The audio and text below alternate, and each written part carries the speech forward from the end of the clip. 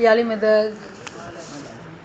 تو جو آپ نے سوال کیا ہے کہ ہماری جو روحانیہ فیملیز میں سے گزر جاتی ہیں اور پھر ہم کسی کے اندر ان کی عادتیں دیکھتے ہیں تو ہمیں یہ گمان ہوتا ہے کہ کیا یہ وہی روحانی ہے جو دوبارہ پیدا ہو کر آئی ہیں. تو اس کے لیے ہمارے پاس ری انکارنیشن کے لیکچرز ہیں اور ہم نے سنے ہیں، لیکن ایسا لگتا ہے کہ کہیں کہیں جو ہے ہمارے کانسیپٹس جو ہے نا ابھی صحیح طرح بنے نہیں. تو آپ کو پتہ نا کہ جو کانسیپٹس ہوتے ہیں ان کو پہلے توڑنا ہوتا ہے. کیا کہتے ہیں؟ Destruction for the sake of construction. جو غلط تعمیر ہوئی ہوتی ہے اس کو توڑنا ہوتا ہے تاکہ نئی تعمیر ہو. تو کبھی کبھار کیا ہوتا ہے جب ہم لیکچر سنتے ہیں ہمارا دھیان پوری طرح سے نہیں ہوتا نا اس کے اوپر، تو ہماری جو بلڈنگ بنتی ہے نا وہ اچھی نہیں بنتی، کیونکہ توڑا نہیں ہم نے. جب تک ٹوٹے گا نہیں تب تک نیا بنے گا نہیں. تو ایک بار پھر اس پہ بات کرتے ہیں، وہ یہ کہ ہمارے مذہب میں کوئی بھی دوبارہ جنم لے کے نہیں آتا. دماغ میں رکھیں کہ ہمارے مذہب میں کوئی بھی دوبارہ جنم لے کے نہیں آتا ہے جس طرح کے ہندو لوگ سوچتے ہیں. تو جنم مرن اس طرح سے نہیں ہے جس طرح سے ہندو لوگ سوچتے ہیں کہ جو کرم کرو گے کرم کے بدلے میں خدا بدلہ لے کے تم کو کتا بلی یا کچھ اس طرح سے پیدا کرتا ہے. ہمارا مولا رحیم اور رحمان ہے، مہربان ہے. وہ کبھی بھی اپنی اشرف المخلوقات کو نیچے کی روح میں نہیں ڈالتا. ٹھیک ہے، تو یہ بات ہم سمجھتے ہیں. اب ہم نے یہ بات کی تھی کہ ہمارے اندر تمام روحوں کے ذرات ہیں، تمام روحوں کے، لیکن کیا ہوتے ہیں کہ وہ سوئے ہوئے ہوتے ہیں، منجمد ہوتے ہیں. جب ہم علم کلاسز میں بیٹھتے ہیں، جب ہم عبادت کرتے ہیں، تسبیحات کرتے ہیں، تو ان روحوں کو اپنے اندر جگاتے ہیں.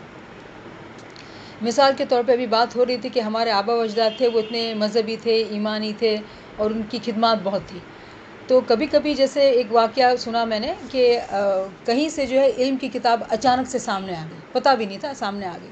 تو یہ کیسے ہوا کہ جو روحانیہ ہماری فیملی کی ہوتی ہیں، ان کی خدمات ہوتی ہے، اور ہم جماعت خانے جاتے ہیں، دسون دیتے ہیں اور ہم مولا سے دعا کرتے ہیں کہ مولا تو ہمیں حقیقی سمجھ دے. تو جب ان تسبیحات اور دعاؤں کا جب اثر ہوتا ہے تو وہ روحانیہ جو ہوتی ہے نا وہ ہمارے اندر جاگ جاتی ہیں اور ہماری مدد کرتی ہیں. کس طرح سے؟ ہمارے اندر فرشتے بن کے وہ مدد کرتی ہے. کیا کس طرح سے؟ کہ وہ کتاب سامنے آ گئی. اب ہماری مرضی پر ہے کہ وہ کتاب اٹھا کے پڑھیں اور پڑھ کے اس کے رستے پہ لگ جائیں. تو کہنے کا مقصد یہ ہے کہ اگر کوئی بچہ ہے فیملی کے اندر، وہ اپنے دادا کی طرح بیہیو کرتا ہے، تو ہمارے جینز تو ایک ہی ہے نا.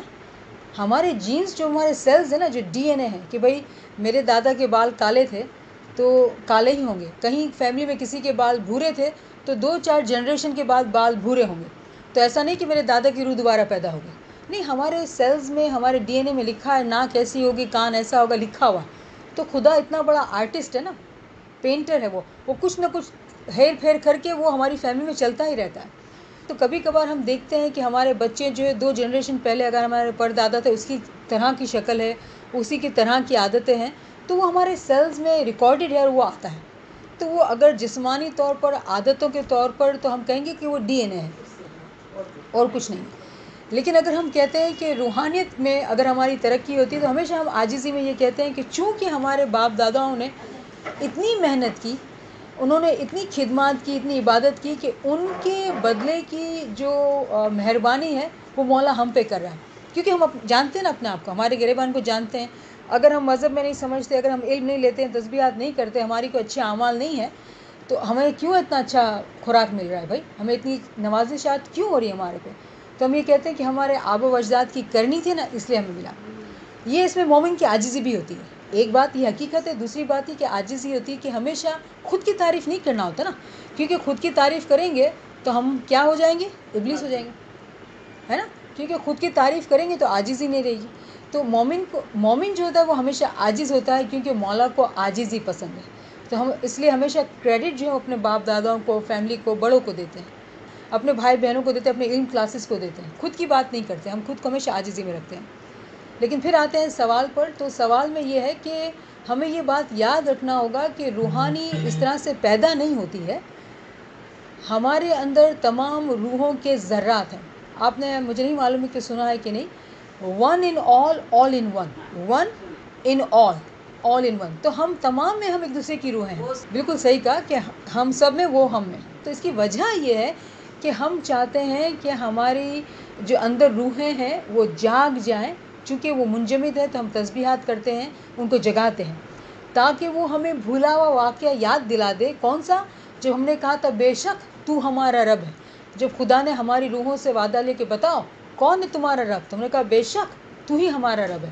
ہم نے خود یہ دیکھ کے، ہم نے مان کے اس بات کو ہم نے کہا تھا، لیکن چونکہ اب ہم دنیا میں آ گئے ہیں تو ہماری جو بدھی ہے وہ سوئی بھی ہے.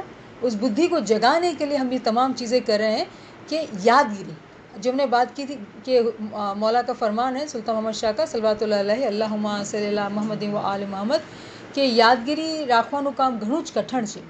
کیوں یادگیری رکھنا کٹھن ہے؟ کیونکہ بھول جاتے ہیں نا دنیا میں جو اتنی چیزیں ہمارے زندگی میں اتنا شور و گوگا ہے کہ ہم جو ہے وہ مذہب کی باتوں کو، اپنے اسم اعظم کو، اپنی تسبیحات کو بھول جاتے ہیں. تو ہم الگ الگ طریقوں سے اپنے آپ کو اس کام میں رکھنا چاہتے ہیں. کیوں؟ تاکہ ہمیں یاد آ جائے کیا جو ہم بھول چکے ہیں، اس وقت کو جو کہ ہم بھول چکے ہیں جب ہم نے کہا تھا کہ بے شک تو ہمارا رب ہے. اگر ہم کو یاد آ گیا تو ہم کو یاد آ جائے گا ہمارا رب کون ہے، پھر تو بات ختم ہی ہو گئی. ہم کو ہمارا رب مل گیا، پھر تو وہ ہم کو پالے گا اور ہم جو ہے خوراک لے کے اسٹرانگ ہو جائیں گے. بالکل صحیح کہا ہم نے. تو یہ سوال کا جواب کافی ہے. اچھا، اب کوئی اور سوال تو سوال کریں، کیونکہ سوال سے جو بات ہماری لرننگ ہوتی ہے اس سے ہمارے کانسیپٹس درست ہو جاتے ہیں. ایک دفعہ کانسیپٹس درست ہو گئے تو پھر بلڈنگ اچھی بنے گی، ہم نیچے نہیں رہیں گے. ٹھیک ہے.